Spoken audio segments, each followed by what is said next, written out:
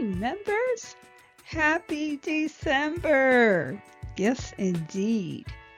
Well, we are still working on the flirting code and we are up to rule 11. And I call this one Oasis. It comes in handy, especially this time of year when we're going to parties, we're going to gatherings, we're getting together with family, friends, meeting up, and things happen. Misunderstandings happen. And this rule, Oasis, is for when you want to flip a script on somebody, especially him. I personally practice this one regularly because I have a short fuse. But more importantly, sometimes I'm aggressive. And when I am, especially when I'm emotional, if I feel like someone's done something wrong to me or to someone else, I snap into masculine mode so quickly. And if I even feel like I'm being taken advantage of or compromised or ignored or mistreated, oh, I could do some damage. But how can you flirt with all that emotion going on? All that, I don't want to call it negativity, it's just a lower energy. All right. And what this exercise is about, what this flirting tool does is it helps you find your peace in that moment. And what I do is I look for something positive to embrace emotionally until I can retreat for a quiet moment or even to exercise movement. But instead of having a blow up, instead of getting an attitude, instead of feeling out of sorts or feeling some kind of way, practice this part of the flirt code. And you're thinking, okay, if my emotions are all messed up, how am I flirting? I'm going to tell you how you're flirting. You are entering your personal oasis, you are entering an emotional oasis. And let me just skip to what this does. It creates the makeup before the blowout. Okay, you know how people have makeup sex after this big argument? It avoids the big argument, but puts you on that track to making up. All right.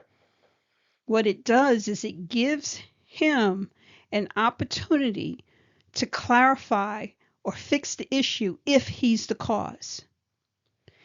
And if he doesn't, or if the situation doesn't improve, I refuse to be miserable or to be in some other low emotional state.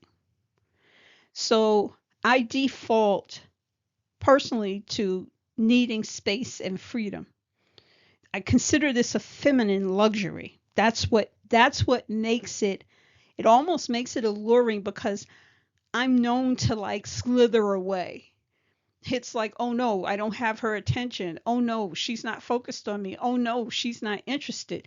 Where did she go? But the key is that I don't have a negative attitude.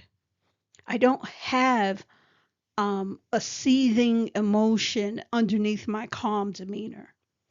I'm good down to my core. And that's the point of the oasis. I find quietness, calmness, and stillness to let the truth find its way to me. And while the truth is finding its way to me, I'm good. In my mind, I imagine that I'm a queen in her chambers and I'm surrounded by softness and silkiness. And I tend to my body, mind, and soul.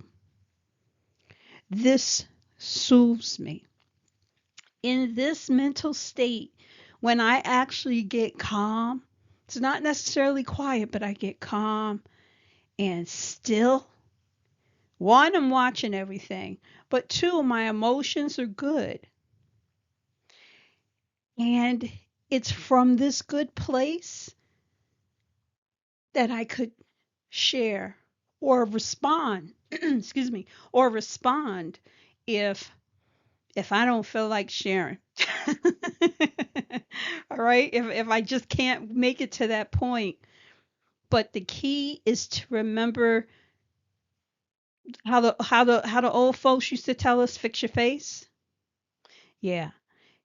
And I don't say fix your face. I just say calm your face. And when you're calm, there's a slight stillness, a smile to you. It's very feminine.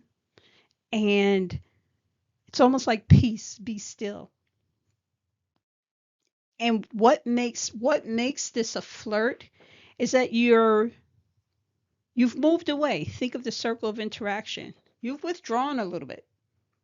You've moved away. You've created the space. And you kind of want to keep the space while you're waiting for the truth to come to you, or the moment when you can physically go and get into your own personal bedroom chamber and chill and soothe yourself and work yourself into a better emotional state. If there is something wrong, this doesn't fix the problem, but it fixes you in the moment. It keeps your feminine energy high, even though you're not directing it at anyone. Because in this kind of moment, you may not feel like flirting. You may not feel like sharing. You may not feel like being enchanting, but that doesn't mean you have to go masculine. It doesn't mean that you have to go to a lower energy. You can stay in a high feminine energy, just being still, calming yourself, finding your own internal oasis while you await the truth or the opportunity for movement. This is a harder one, but as you practice it, you'll find that feminine stillness is very alluring. And it's alluring because he wants to come and interact with you, but you're still kind of like, I'm okay. I'm good. You know, you're not feeling something has to be resolved, and you're not feeling like it's everything is not okay, but you're not going to turn into a she demon. You're going to take yourself to a higher level, a higher feminine level, and just soothe it down a little bit. Not let your anger or your temper or your fear, whatever lower level emotion you're about to experience, not to let that consume you. Instead, you choose to be consumed by peace and stillness and calmness within yourself. That's why we call it Oasis. And for me, a person with a very hair trigger temper, I really envision the Queen's Chamber. And it's almost like the I Dream a Genie bottle, except 10x. And I imagine it's like I'm on the Nile and my balcony has a breeze coming through with the curtains flowing. And it's dark and outside. And I'm sitting there with candlelight and soft music. And maybe I'll draw a bath and take it easy, do some journaling, or maybe I want to sleep it off. I don't know. And so once I envision this in my mind, I have a purpose. I have a goal. I have something positive that I'm working towards. And this can happen even if you live together because isn't there the bathroom with the door locked? Hello. You can still accomplish this. In one of my older blog posts, I talked about dropping to your knees And this is kind of like that moment, but this is the precursor before you can get to the private place to drop to your knees and let the emotion out. This is still keeping your calm while you're in the presence of others or of him. And it's, please, this is not seething. You are not stewing underneath.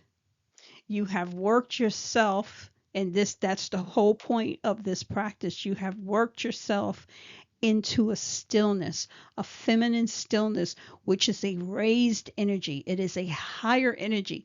It is not a low energy. All right. I know this one is a little bit more to practice, but I bet you will find this flirting code rule the most helpful. Wishing everyone happy everything and merry always. Until the next flirting code.